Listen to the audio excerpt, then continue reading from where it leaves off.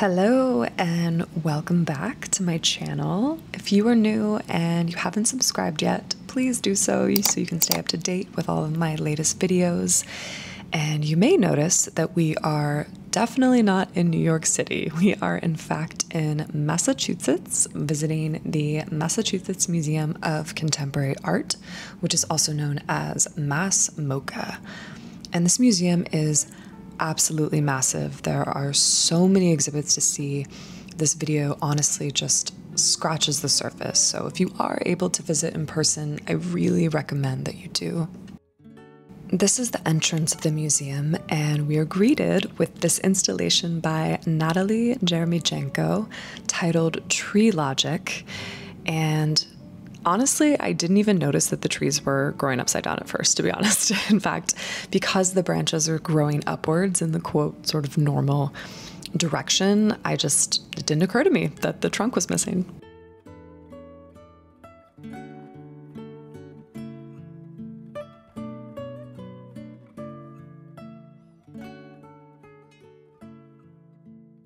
So we just grabbed our tickets and we're now inside the museum, even though we are technically still outside.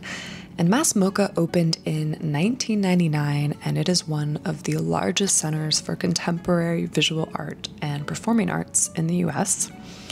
It is an industrial complex, as you can see. The original building was built between 1870 and 1900 by the company Arnold Printworks. And so this area outside is actually part of the Hall Art Foundation, who has a presence in Germany as well as Vermont, and they create exhibits in collaboration with Mass MoCA. So this is one that they've done with these sculptures by Franz West. And this is the first time these sculptures have actually been on view in the United States. So they were previously on view in 2007 in Paris. And I know what you're thinking when you see the sculptures, and frankly, that is what everyone else thought when they saw them in 2007. But West says that they're actually inspired by the Adam's apple of a man's throat. This is the second exhibition that's in collaboration with the Hall Art Foundation, and this is by Anselm Kiefer. And this is a piece called Narrow Are the Vessels, and it's meant to represent both the cyclical nature of war as well as love and desire. And if you're not familiar with Kiefer, he was born in 1945 in Germany, right when World War II was ending. So his work is very much influenced by literature, history, and more specifically, a world that is impacted by war.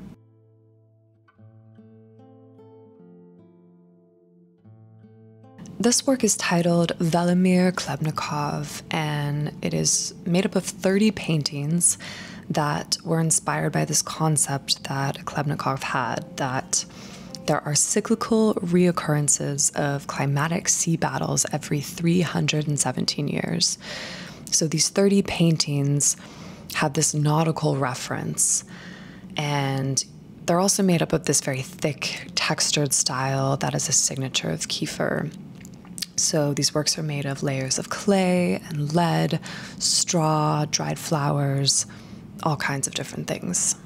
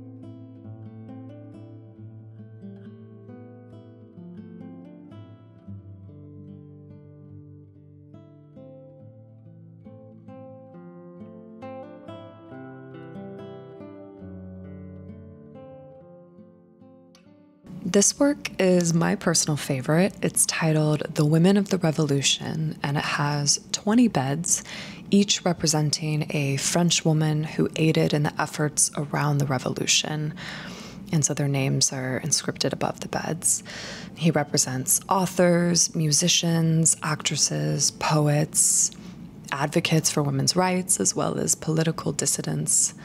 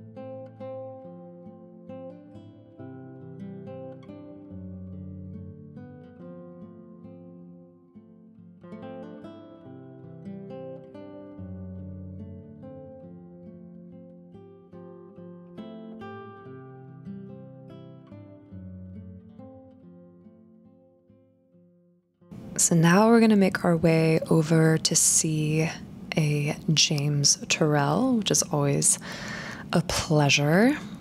And we're actually going to get a little peek at some other sculptures by Taryn Simon that are titled Pipes that you can interact with, which are pretty fun.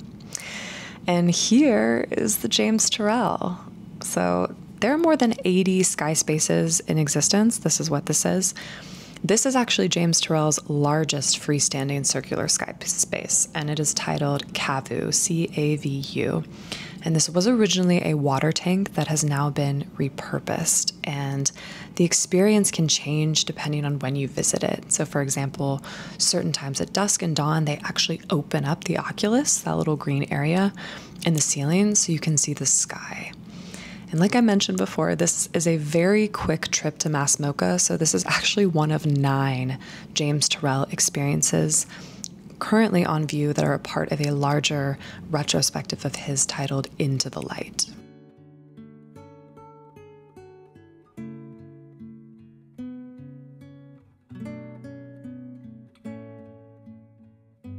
We're now going to head back inside the museum, but these buildings are just so insane. There's such rich history. From 1860 to 1942, like I mentioned earlier, this was home to Arnold Print Works, which is one of the leading producers of printed textiles in the world. But a more interesting fact, I thought, is during the Great Depression, they actually had Sprague Electric Company purchase the property, and they used the facility to manufacture high-tech weapon systems, including the atomic bomb, which is kind of insane.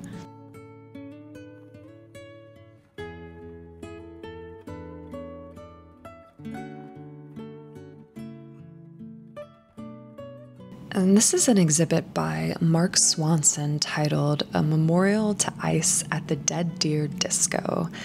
And it's inspired by the, quote, dioramas found in natural history museums, as well as the Hudson River School painter Thomas Cole and his writings on the negative effects of development in the Catskills region. So Swanson added the disco reference as a representation of, quote, freedom and mourning during the AIDS crisis. And the museum states that, quote, these references create an installation that confronts loss and our inability to control human nature and the world around us. well, coming out of a pandemic, I think we can all relate to that message for sure.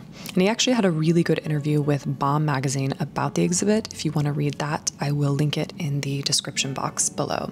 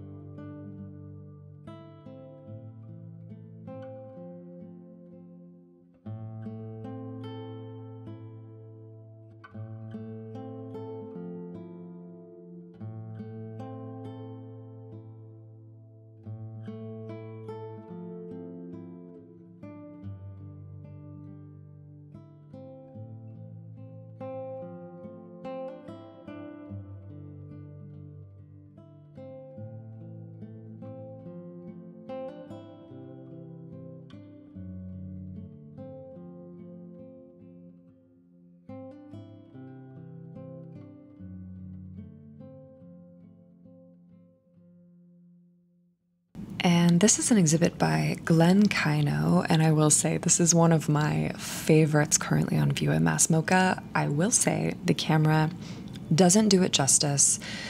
This exhibit is titled In the Light of a Shadow, and it shows the, quote, connection between protests across the globe, specifically those in response to the tragic events known as Bloody Sunday from Selma, Alabama, and Derry, Northern Ireland. So this building is, no exaggeration, the size of a football field. So it's a very impressive place to have an exhibit, and what Kaino's done with the space is just unreal. It is an immersive exhibition that you walk through. It's a show that is about 30 minutes, and it starts at the beginning of every hour. And so you start by sitting outside in the dark like this, and then you're guided through it on foot.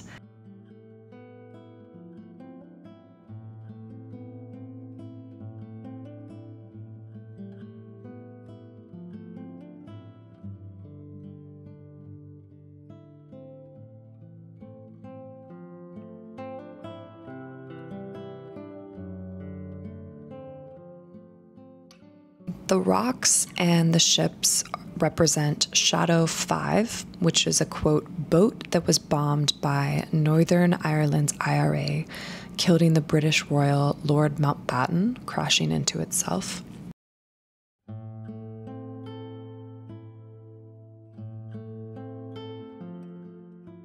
In the center of the exhibit is this giant sculpture that's made of metal bars that apparently, when you strike them in a sequence with a baton, they play the melody from U2's Sunday, Bloody Sunday. Here you can really get a feel for Kaino's intention of making the viewer immersed. When you see your own shadow and the shadow of those around you reflected on the walls, you really feel like you're a part of these protests and of these movements.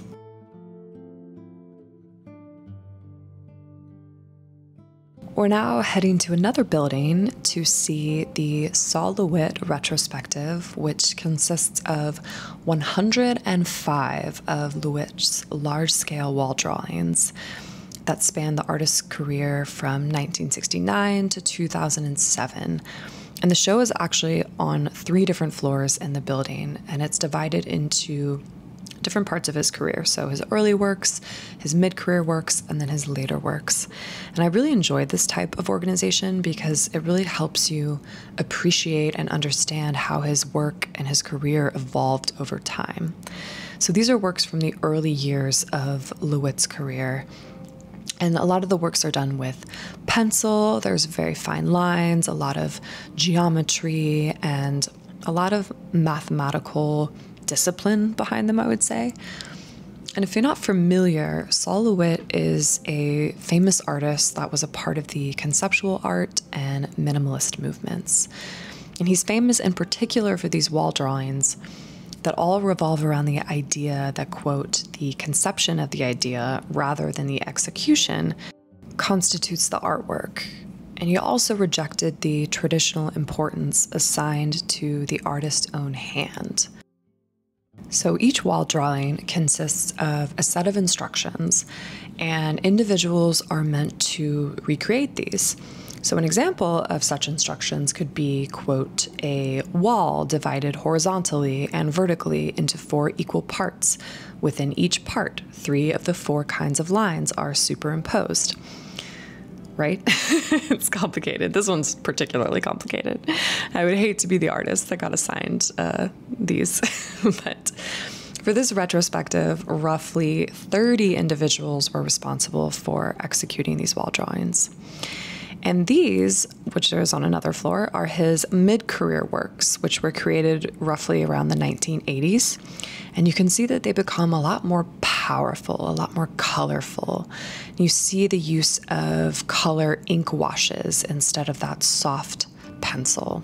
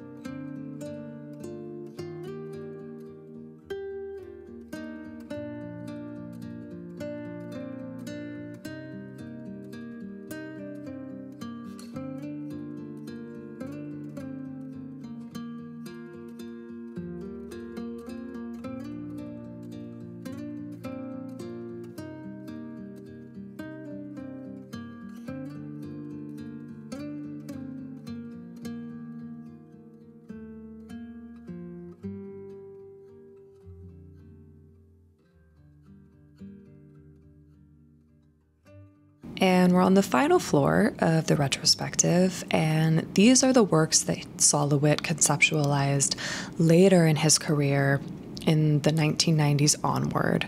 And so as you can see, the colors have become even more vibrant, and he's introduced different textures such as glossy paint versus matte paint. So let me know, what do you like most? His early works, mid-career works, or late career wall drawings?